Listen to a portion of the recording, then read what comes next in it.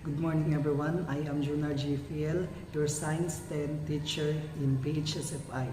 So for today's video, we will going to discuss about the content in your Quarter 4 SLM3. The purpose of this video is to reiterate the lesson itself to what you have understand. So without further ado, let's start our lesson.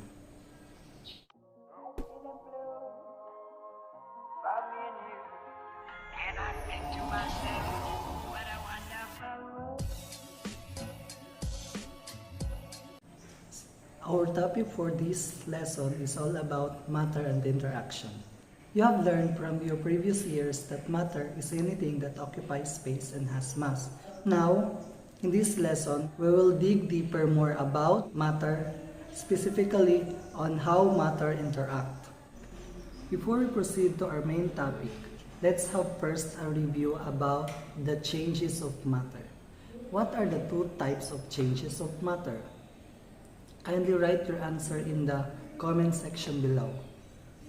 So there are two types of changes of matter, namely physical change and chemical change. Ang physical o chemical change kay mahitabo na siya every now and then. Pero kanas amang ka makaingon nga ang isa ka butang kay nag-change physically or chemically. Ug unsa may kalahian sa duha. So ang kalainan sa duha sa physical change, chemical change, kay kung unsa ang mahitabo sa structure. When we say physical change, it is a mechanism in which the substance's states of matter changes while the chemical bond remain unchanged. So ang naglahi lang kay ang iyahang states of matter. So pwede nga liquid nahimo siya og solid, then from solid nahimo siya og gas. So one good example ana kay ang tubig, which is the most flexible compound. Pag ibutan nato siya sa freezer, pwede siya mahimo og solid. Pag ato na po yung pabukalan ng ice, mubalik siya sa tubig, tapos pag mo abot siya sa kanang boiling point, mahimo na po siya gas. But the entity itself, or ang iyahang chemical bond, wala yun na bag-o. So that is one good example of physical change. Another example is pag kanang ang papel imong kumutol, pag i-reshape nimo ang clay, or pag mabuak nimo ang baso. Those are example of physical change. While when we say chemical change, it is the process of breaking or creating chemical bonds to form a new substance. So, ang pasabot ana, nga pag ang chemical reaction mahitabo or chemical change mahitabo, ang chemical property sa isa ka original na material kay maglahi. So, magresulta na siya sa lahi na pod or formation sa lahi na substance or new substance. So, another good example of chemical reaction is rusting or kanang ginatawag nato nga kanang magtaya. So, when the iron reacts with water and oxygen, it will form what we call hydrated iron oxide, or simply what we call rust. Another good example of chemical change is burning of woods, burning of plastics, kanang magsugba kag karne, kanang malata ang prutas, or kanang bang mahinog ang prutas, o kanang magluto ka og itlog og daghan pa. So those are example of what we call chemical change. So para ma-test kung nakasabot mo, so man diriya sa upat sa ako ang left side ang daily example sa chemical change. So kindly write your answer in the comment section below. So, very good. The correct answer is letter C. So, molding of clay into different shapes.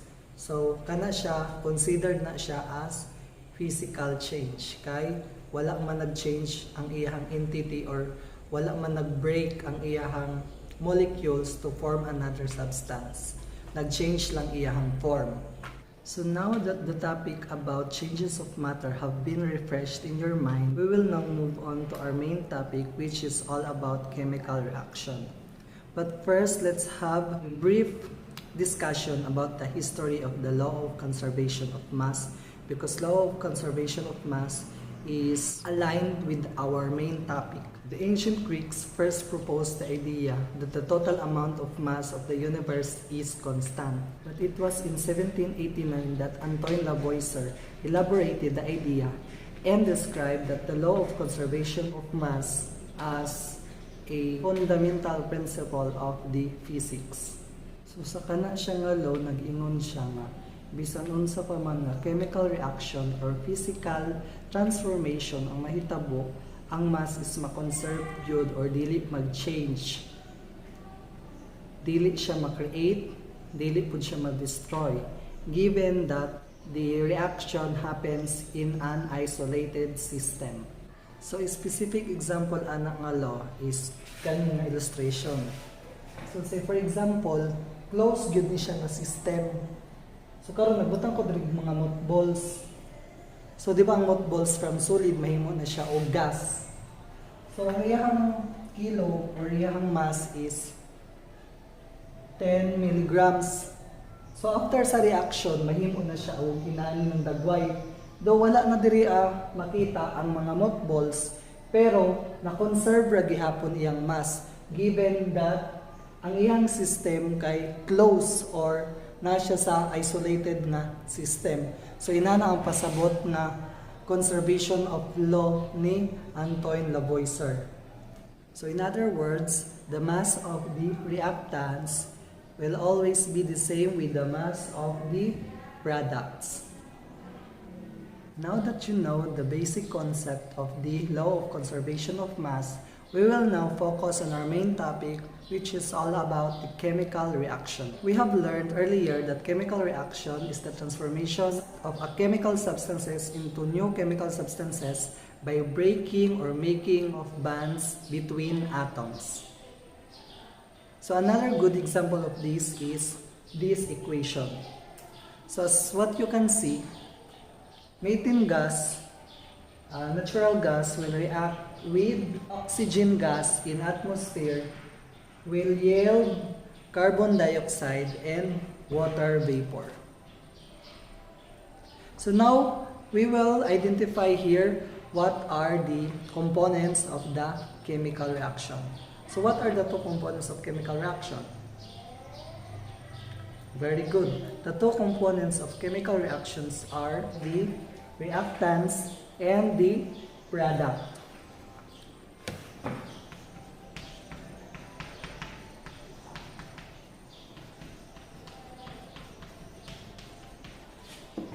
So when we say reactant, these are the atoms or molecules that interact with each other.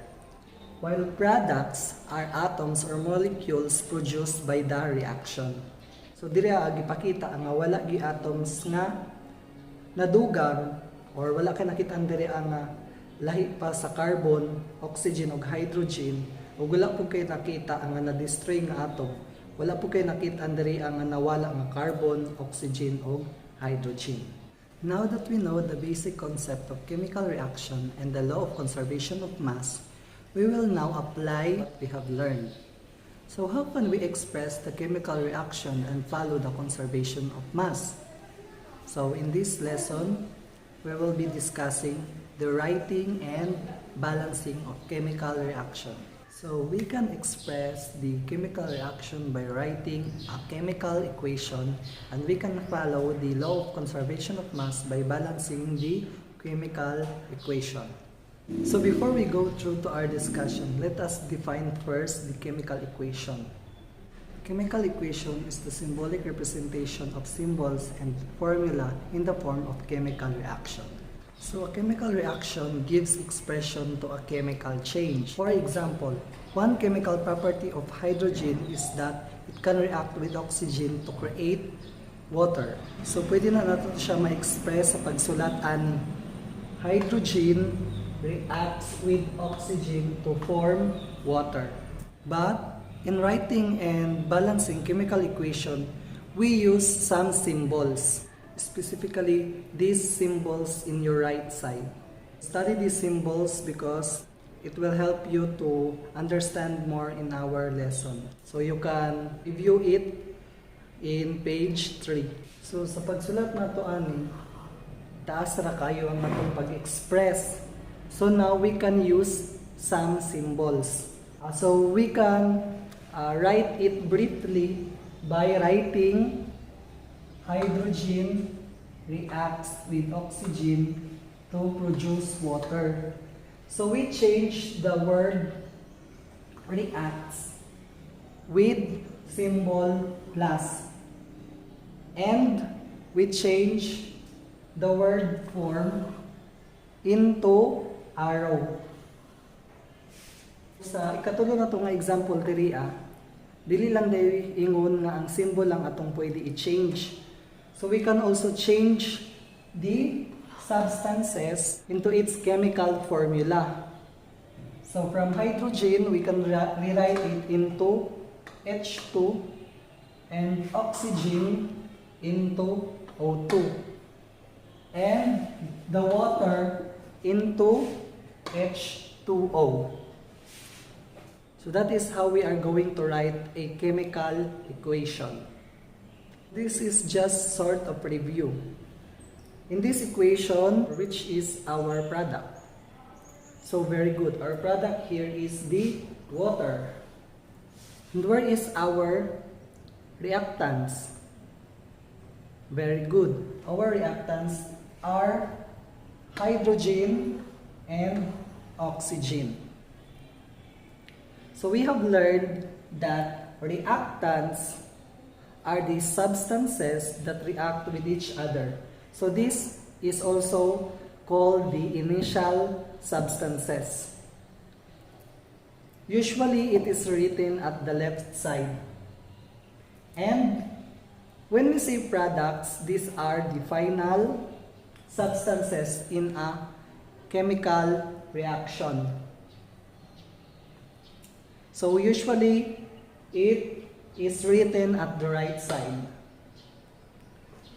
With respect with the law of conservation of mass according to Antoine Lavoisier, can you say that this reaction follows that law?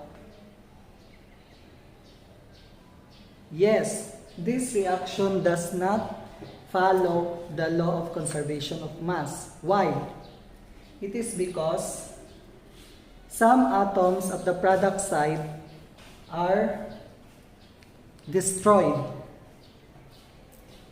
So in this side of the equation, at the product side, there are 2 hydrogen but there are only 1 oxygen.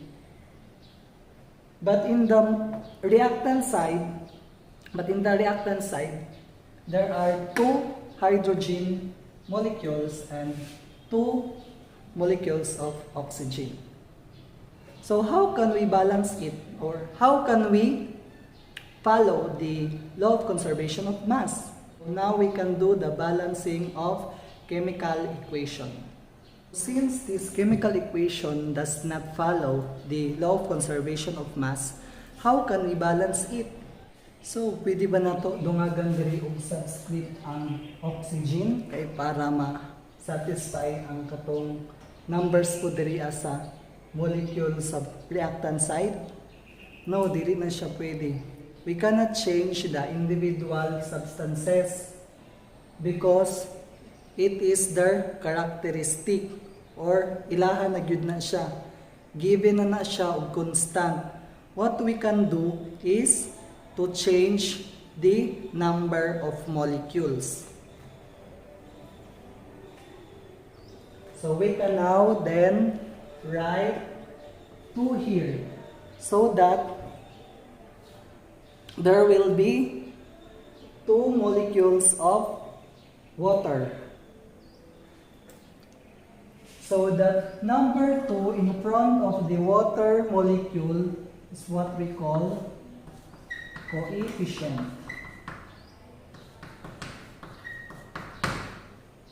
Karon diri makita na nato nga nanay the same number of oxygen ang product side og ang reactant side. Pero dili na pud pareha ang number sa hydrogen sa product side sa reactant side. So unsa tong baton diriya?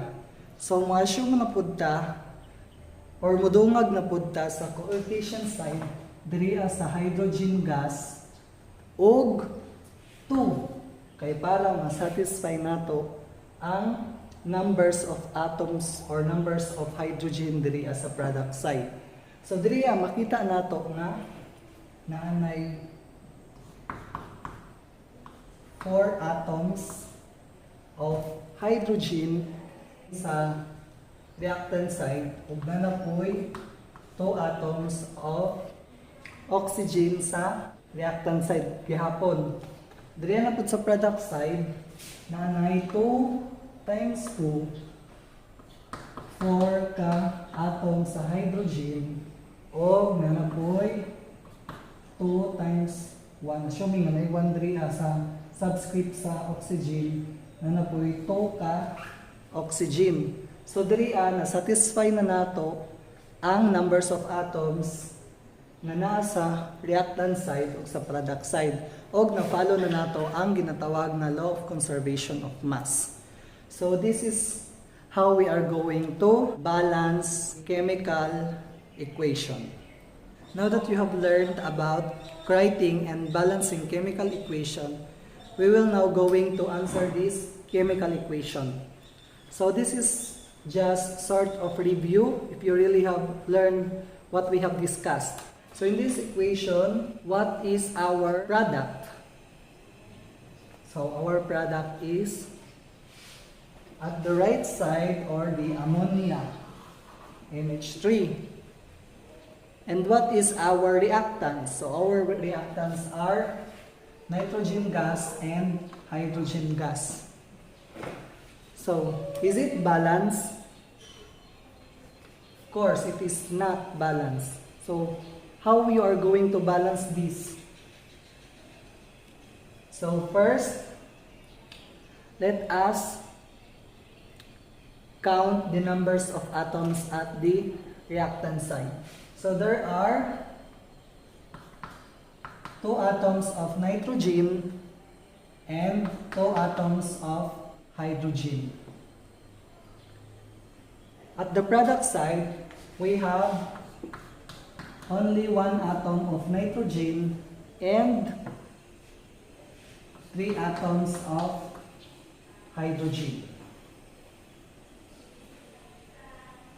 So we have learned that we should not change the number of subscripts in an atom because these are their characteristics or these are given or constant to them. So what we can do is just add the coefficient or add the number of molecules by writing the coefficient. So the coefficient is the number that we can see at the front of molecule. So example, let's assume to write 2 here.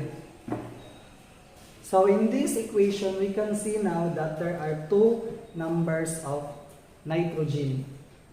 So it satisfies now what is shown in the reactant side. But the numbers of hydrogen in the product side is now 6, while the nitrogen is 2. Only the nitrogen is balanced, but the hydrogen is not. So what we are going to do now? So now we go back at the reactant side, at the coefficient of hydrogen gas. So what we can do to equal the numbers of hydrogen in product side? So we add 3 at the coefficient of hydrogen gas. So 3 times 2 there will be 6 atoms of hydrogen. So now this equation is balanced and it fulfills the law of conservation of mass. Now let's move on to the types of reaction. There are 6 types of reaction, namely combination reaction or synthesis reaction. Second one is decomposition reaction. Third one is substitution reaction or single displacement reaction. Fourth is metathesis or double displacement reaction. Fifth is acid-base reaction, and last is the combustion reaction. So in combination reaction or synthesis reaction, 2 or more chemical species are combined to form a more complex product. So another good example of these are these following chemical reactions. In a decomposition reaction, compounds are broken into smaller chemical species. So another good examples of decomposition reaction are the following. Substitution reaction, also called single displacement reaction, is characterized by one element being displaced from a compound by another element. So good examples of single displacement reaction or substitution reaction are the following. For metathesis, or also called double displacement reaction, 2 compounds exchange bonds or ions to form different compounds. For acid-base reaction, it is actually a type of double displacement reaction that occurs between acid and base. Good examples of acid-base reaction are the following. Last is the combustion. Combustion reaction is a type of redox reaction in which a combustible material combines to form oxidized products and form heat.